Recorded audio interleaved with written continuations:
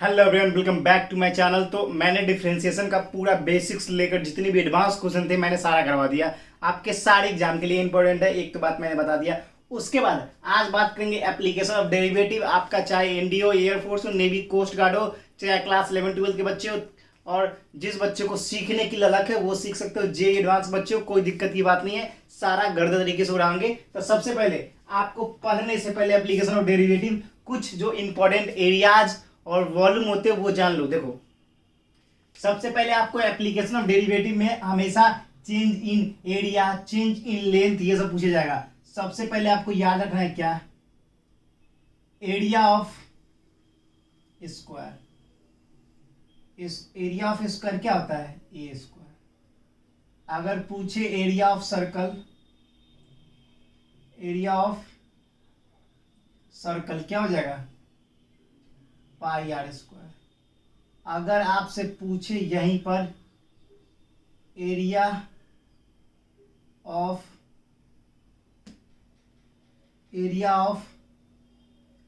Equilateral triangle √3/4 into ए square. अगर पूछे volume of cube क्या होगा, ए क्यूब हो जाएगा। अगर आपसे पूछे वॉल्यूम ऑफ क्यूबॉइड क्या आ जाएगा, तो एल गुने बी गुने एच। अगर आपसे पूछे वॉल्यूम ऑफ स्फीयर तो क्या हो जाएगा, 4/3 पाई आर क्यूब। तो देखो, अगर पूछे आपसे वॉल्यूम ऑफ कोन पूछे तो क्या हो जाएगा, 1/3 पाई आर स्क्वायर एच। तो ये इतने फॉर्मूले आप याद रख लो। उसके बाद जो जो क्वेश्चन में जिस फॉर्मूला को आएगा वो मैं आपको ठुकवाते चलूंगा, सारा चीज बताते चलूंगा, ठीक है ना। टेंशन नहीं लेने का, ठीक है। सबसे पहले जान लो कि आपको याद रखना है एरिया ऑफ स्क्वायर, जो बेसिक हमेशा इस पे पैटर्न पे क्वेश्चन आता ही है कि चेंज इन लेंथ बता दो, चाहे एरिया वॉल्यूम कितना होगा, एरिया ऑफ रेक्टेंगल क्या होगा, एरिया ऑफ स्क्वायर क्या होगा, एरिया ऑफ इक्विलेटरल ट्रायंगल क्या होगा, वो सब। और साथ में वॉल्यूम ऑफ क्यूब क्या होगा, वॉल्यूम ऑफ क्यूबॉइड क्या होगा, वॉल्यूम ऑफ स्फीयर क्या होगा, वॉल्यूम ऑफ कोन क्या होगा, सारे आपको अच्छे तरीके से बताते हुए चलूंगा। देखो, सबसे पहले लॉजिक ये है कि ये याद क्यों करना है। देखिए, आपको क्वेश्चन में पूछा आता कि change in length, change in area, change in volume. अगर आपको फॉर्मूला पता नहीं होगा तो कैसे डिफरेंशिएट करोगे, उसको कैसे कैलकुलेट करोगे, चेंज इन लेंथ को कैसे कैलकुलेट करोगे, चेंज इन एरिया को कैसे कैलकुलेट करोगे, तो वो सब जानना जरूरी है, ठीक है।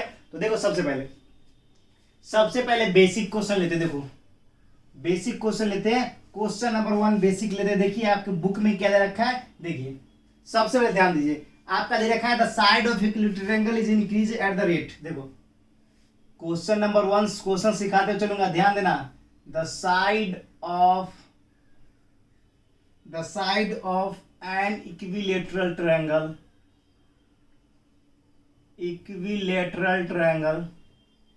the side of equilateral triangle is increasing at digital board तो है नहीं कि गर्दा बना दो, सीधा एक बार में क्वेश्चन व्यू हो जाएगा। कोई दिक्कत नहीं मेरे भाई, मेहनत के दम पे ही करेंगे, कोई दिक्कत नहीं। अभी बोर्ड नहीं तो क्या हुआ, आगे आने वाले टाइम में बोर्ड लेंगे, डिजिटल बोर्ड। सपोर्ट चाहिए, आपका सपोर्ट दिखाया करो। देखो कैसे कैसे सिखाता हूँ, टेंशन ना लो, थोड़े से टाइम जरूर लगेंगे लेकिन अच्छे तरीके से सिखाऊंगा, ठीक है। At the rate of 2 centimetre पर second, at the rate of 2 centimeter per second, the rate at which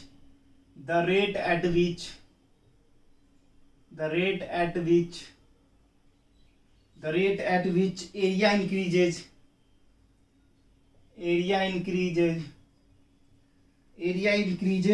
the side is 10 area increases the side is 10 centimeter square each. Area increases the side is 10 centimeter each. ठीक है, side दे रखा है तो centimetre होगा ना, centimetre square तो area हो जाएगा। देखो अभी इस क्वेश्चन को कैसे ठोकोगे, कुछ बच्चे को दिमाग में आ रहा है, देखो ध्यान से। यहां पे सबसे पहले एक चीज ध्यान रखना है आपको, क्या बोल रहा है, साइड।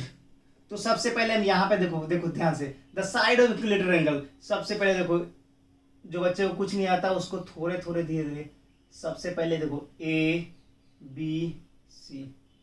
इक्विलेटरल ट्रायंगल का ऑल साइड क्या होता है, इक्वल होता है। इक्वल होता है ऑल साइड्स, ऑल साइड्स क्या होता है, इक्वल होता है। ठीक है, ऑल साइड इक्वल होता है। अब देखो यहाँ पे कह रहा है क्या, कि इंक्रीज द रेट। अब रेट किसका, साइड का रेट का। साइड का रेट आपको दे रखा है कितना, कितना दे रखा है, 2 सेंटीमीटर।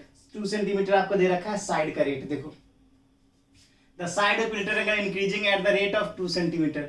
2 सेंटीमीटर आपका क्या दे रखा है, देखो आपका सबसे पहले एरिया लिख लेंगे किसका, इक्विलेटरल ट्रायंगल का। तो क्या होता है, रूट इन 3/4 इंटू ए स्क्वायर होता है। ठीक है, ये चीज समझ लो, ये चीज तो समझ गए होंगे आप। अब क्या करोगे आप, अब क्या करोगे जल्दी से बता दो, अब क्या करोगे जल्दी से बता दो। उसके बाद बोल रहा है क्या, आपका इक्विलेटरल ट्रायंगल का मतलब कि dA/dt कितना है आपका, 2 सेंटीमीटर इंक्रीज कर रहा है। 2 सेंटीमीटर क्या कर रहा है, इंक्रीज कर रहा है। ठीक है, ये तो समझ गए। अब देखो क्या कर रहा है, सबसे पहले डिफरेंशिएट करेंगे विथ रिस्पेक्ट टू टी। देखो dA/dt √3/4 इंटू dA² करोगे तो क्या हो जाएगा, √3/4 इंटू 2A dA/dt। और आपका dA/dt क्या दे रखा है, dA/dt क्या रखा है, 2 सेंटीमीटर। एरिया क्या दे रखा है, 10 सेंटीमीटर। ए मतलब आपका जो ए है वो 10 सेंटीमीटर दे रखा है। अब कुछ नहीं करना है, सिंपली आपको करना क्या है कि √3/4, आपसे पूछ क्या है, rate at which area increases. देखो पूछा था rate at which area increases, area कितना रेट में इंक्रीज कर रहा है। तो देखो dA/dt, dA/dt क्या हो जाएगा 2, और a के जगह पे क्या डालोगे 10, और dA/dt क्या रखा है 2। ठीक है, अब ध्यान से देखो, यहां से ये कट जाएगा, ये कट जाएगा, आपका क्या हो जाएगा 10√3, क्या हो जाएगा 10√3। तो dA/dt जो चेंज इन एरिया आपका हो जाएगा 10√3 सेंटीमीटर स्क्वायर। क्या होगा, सेंटीमीटर स्क्वायर।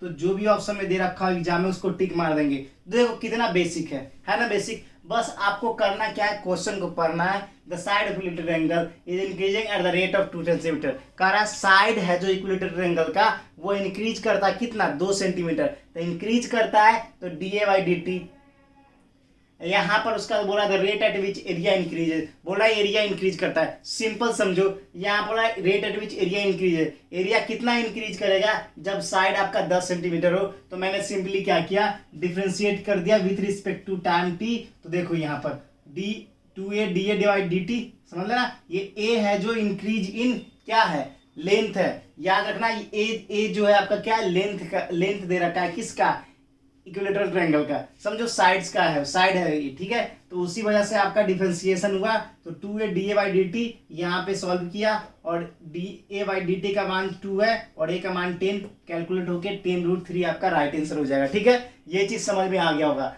अब जल्दी से नोट डाउन करो, फिर अगले क्वेश्चन में चलते हैं। और दूसरा क्वेश्चन, ये क्वेश्चन आपके पेपर में पूछे गए हैं, आपके क्लास 12 के बच्चों, ये पेपर में पूछे गए हैं। और साथ में जितने भी NDA, air force, navy, coast guard, किसी भी एग्जाम में तैयारी करते हो, चाहे जेई के बच्चे हो, क्लास 11 12 के, सबके लिए इंपॉर्टेंट है। और हाँ, एक चीज और ध्यान रखना मेरे भाई, ये सारे जितने क्वेश्चन है सब एनसीईआरटी के क्वेश्चन है। एनसीईआरटी में पूछे गए क्वेश्चन है, मतलब सभी चीज के लिए important. NCERT the most important book for every examination. ठीक है, अब क्वेश्चन नंबर 2 पे आते हैं। क्वेश्चन नंबर 2 पे आते हैं, जल्दी इसको नोट डाउन कर लो। क्वेश्चन नंबर 2 पे आते हैं, क्वेश्चन नंबर 2 पे आते हैं, जल्दी से नोट डाउन करो। उसके बाद क्वेश्चन नंबर 2 को उड़ाएंगे। ठीक है, क्वेश्चन नंबर 2 को भी उड़ाएंगे। जल्दी से क्वेश्चन नंबर 1 नोट डाउन कर लो। ठीक है, देखो अब क्वेश्चन नंबर 2 पे आते हैं। देखिए क्या कह रहा है आपका क्वेश्चन नंबर 2। क्वेश्चन नंबर 2 क्या कह रहा है, ध्यान से देख लीजिए और समझिए। उससे पहले मैं 1 जल्दी से नोट डाउन कर लो, फिर क्वेश्चन नंबर 2 को उड़ाते हैं। चलो, सारा चीज बढ़िया है। चलो देखो, क्वेश्चन नंबर 2 थोड़ा सा डिफिकल्ट टिपिकल क्वेश्चन है, मगर कोई दिक्कत नहीं है। थोड़ा अलग अलग करोगे तभी तो एग्जाम में 4 पाओगे ना। देखो क्वेश्चन नंबर 2 क्या बोल रहा है, तब तक नोट डाउन करो उधर का। बोल रहा है the point on the curve y = x² eight विच, देखो ये तो नोट डाउन कर लिए होंगे आपने। देखो क्या कर रहा है, सारे क्वेश्चन आपको बोलेंगे, फंसाएंगे आपको, आपको डराएंगे, धमकाएंगे, मगर हम थोड़ी ना डरने वाले हैं, हम सारे क्वेश्चन को उड़ाने वाले हैं, समझे।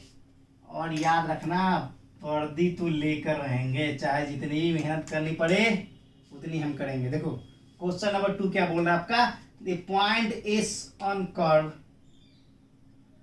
क्या बोल रहा है, द पॉइंट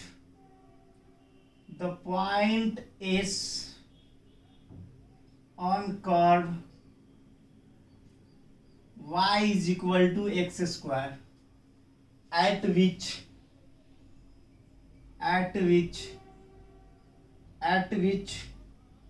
y coordinates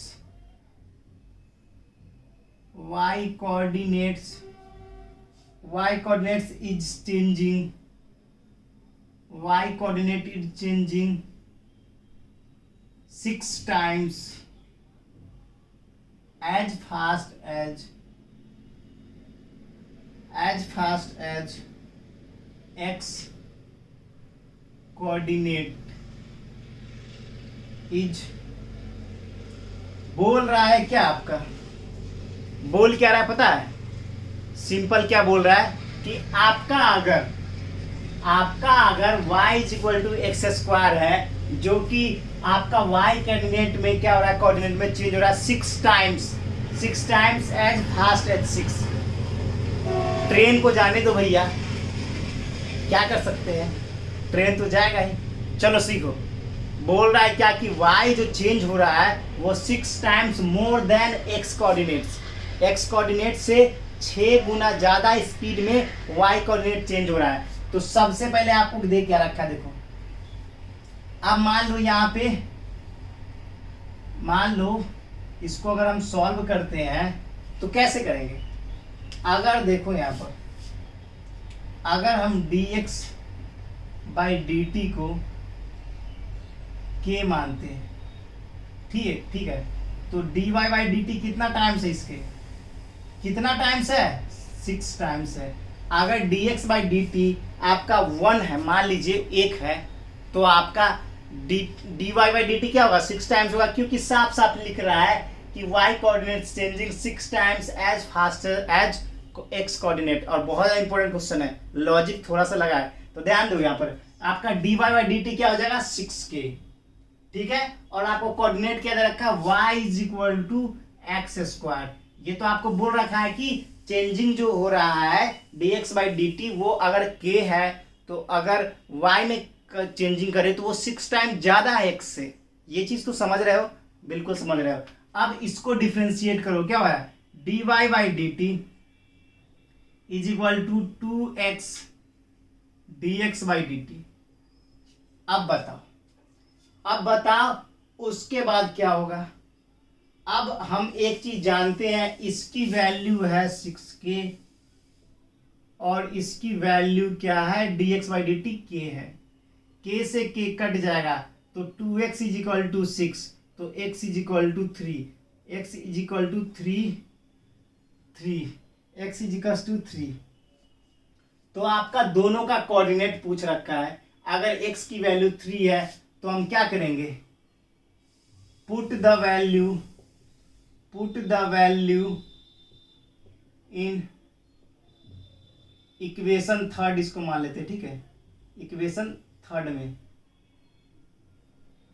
किसमें, इक्वेशन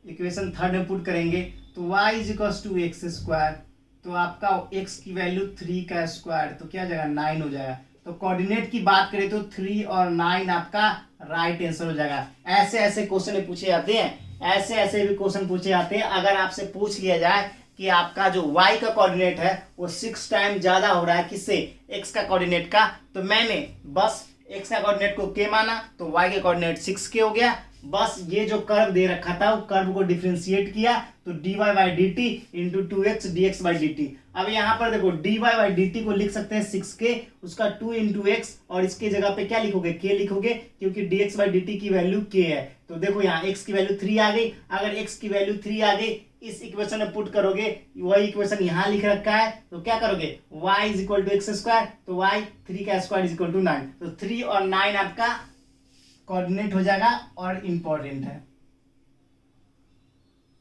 और क्या है इंपॉर्टेंट है, ये चीज ध्यान रखना, जल्दी से नोट डाउन करो और फिर अगले क्वेश्चन पे चलते हैं। अगला क्वेश्चन आपका स्फीयर के ऊपर है, अगला क्वेश्चन आपका स्फीयर के ऊपर है, ठीक है। और ये क्वेश्चन बिल्कुल छोड़ना नहीं है, सारे क्वेश्चन को, एक एक क्वेश्चन को अच्छे तरीके से समझना है। कैसा? अच्छे तरीके से समझना है, बिल्कुल अच्छे तरीके से समझना है। देखो अब आपका क्वेश्चन क्या दे रखा है वो ध्यान से समझो, पहले क्वेश्चन क्या दे रखा है ध्यान से समझो। देखो आपको बोला डायमीटर ऑफ ए स्फीयर, आपका क्वेश्चन बोला, इधर का इरेज करता हूं, वो नोट डाउन करो, ठीक है। क्वेश्चन क्या बोल रहा है आपका, diameter of A sphere is 3/2 2x + 5। चलो देखते हैं आखिर क्वेश्चन क्या बोल रहा है। मैं लैंग्वेज एक एक इसलिए लिखता हूं ताकि आपको एग्जाम जैसा फील हो, ये नहीं कि डिजिटल बोर्ड नहीं है तो बस कुछ भी करवा के, ऐसे नहीं मेरे भाई। क्वेश्चन, ये सारे क्वेश्चन का नोट करो, बनाओ इसको कॉपी में, और देखो एग्जाम में आपको कितना बढ़िया रिजल्ट मिलता है, इससे देख लेना आप, यही मैं बोलता हूँ, देख लेना कितना बढ़िया रिजल्ट मिलेगा आपको, ये चीज ध्यान रख लेना, इसलिए नोट डाउन किया करो सारे क्वेश्चन को। अब क्वेश्चन नंबर 3 पे चलते। देखो आपको बोल क्या रहा है, if the diameter of sphere is 3/2 2x + 5। क्या है? 3/2 2x + 5। the rate of change of its surface area with respect to x, तो बोला सरफेस एरिया क्या होगा। तो देखो सबसे ध्यान से, सबसे पहले डायमीटर दिया हुआ, डायमीटर जिसको डी से डिनोट करते क्या दे रखा है 3/2 2x + 5। अगर रेडियस लिखना होगा तो क्या करेंगे r/2, तो देखो रेडियस लिखना होगा, देखो रेडियस बराबर होता है क्या, रेडियस बराबर क्या होता है जल्दी बताओ, डायमीटर इज इक्वल टू क्या होता है 2r होता है, और radius is equal to d/2 होता है, ठीक है। अब देखो यहाँ पर 3/2 × 2 क्यों किया, क्योंकि डायमीटर का आधा ही रेडियस होता है, डायमीटर का आधा ही रेडियस होता है, तो क्या आ गया आपका r की वैल्यू क्या आ गई, r की वैल्यू आपका ये 3/4 × 2x + 5। अब आपको बोल क्या रहा है, आपको बोल रहा है क्या कि चेंज इन एरिया बताइए। सिंपली देखो क्या करना है, अब देखो एरिया, सरफेस एरिया, तो याद रखना सरफेस एरिया किसका, ऑफ स्फीयर, याद रखना सरफेस एरिया क्या हुआ स्फीयर का, सरफेस एरिया, तो लिख लो 4πr², तो 4 को 4 को 22/7 लिख सकते हैं, और r के जगह क्या लिखेंगे, r के जगह लिखेंगे 3/4 2x + 5 × 3/4 2x + 5, ठीक है। ये लिख देंगे, ये लिखेंगे। अगर मन नहीं है तो पाई ही रहने दो, ठीक है, पाई रहने दो। इस 4 से ये 4 कट गया, और क्या कटने वाला है, कुछ नहीं कटने वाला। 3 9 9π/4, और क्या हो जाएगा, इसको मल्टीप्लाई करो, क्या हो जाएगा 2x + 5 का होल स्क्वायर, क्या होगा 2x + 5 का होल स्क्वायर, यही आपका राइट आंसर हो जाएगा, SQ यूनिट। समझ गए, ये चीज ध्यान रखना, ये कैलकुलेट कभी कभी एग्जाम में, अभी तो मैं टफ ले लिया था जान से। सरफेस एरिया क्या हो जाएगा आपका, ये हो जाएगा, याद रखना सरफेस एरिया क्या हो जाएगा 9π/4 2x + 5 के स्क्वायर SQ यूनिट, ये चीज ध्यान रखना। और हाँ एक मेरे दोस्त याद रखना एक चीज, क्या मैं बोलना चाहता हूं आपको, इसका सरफेस एरिया याद रखना। और मैंने इसमें टफ थोड़ा सा ले लिया था क्या डाटा, अगर मैं इजी लेता तो आसानी से कट जाता और आपका ही सिंपल वैल्यू आता, मगर आपको दिखाना था कि कोई भी टफ हो आप आसानी से कैलकुलेट कर सकते हो, कुछ नहीं करना है। तो इस क्वेश्चन में आपको एक ही चीज याद रखना है कि आपको डायमीटर दे रखा हुआ तो उसको रेडियस में कन्वर्ट कर देंगे। रेडियस में कन्वर्ट करने के लिए 2 से डिवाइड कर देंगे, क्योंकि radius is equal to diameter by 2 होता है। उसका सरफेस एरिया ऑफ स्फीयर निकाल दिया 4 पाई आर स्क्वायर, सबकी वैल्यू पुट की और आपका आर स्क्वायर, तो आर एस इसको 2 बार लिख देंगे और नीचे कैलकुलेट कर देंगे। ठीक है, समझ में आ गया होगा। अब क्वेश्चन नंबर 4 और आज का लास्ट क्वेश्चन भले ही कम करवाऊंगा मगर पेपर में सीधा सीधा देखने को मिलेगा वो सारे क्वेश्चन, वही क्वेश्चन आएगा। देखो आपका एयरफोर्स के एग्जाम में सीधा सीधा क्वेश्चन पूछा गया था। देखो क्या क्वेश्चन क्या पूछा गया था, ध्यान दो अब क्वेश्चन क्या पूछा गया था एयरफोर्स के एग्जाम में। देखो ध्यान से देखना, देखो क्या पूछा गया था, तो ध्यान से देखना। ये सिंपल क्वेश्चन जरूर है मगर पेपर में आते तो मैं क्या करूं इसके भैया, जो क्वेश्चन पेपर में आएगा वही तो करवाऊंगा ना, जो क्वेश्चन पेपर में आएगा। अब क्वेश्चन नंबर 4 को देखो, बोल रहा है the rate of change of area of a circle, the rate of change of area of a circle, the rate of change of area of circle with respect to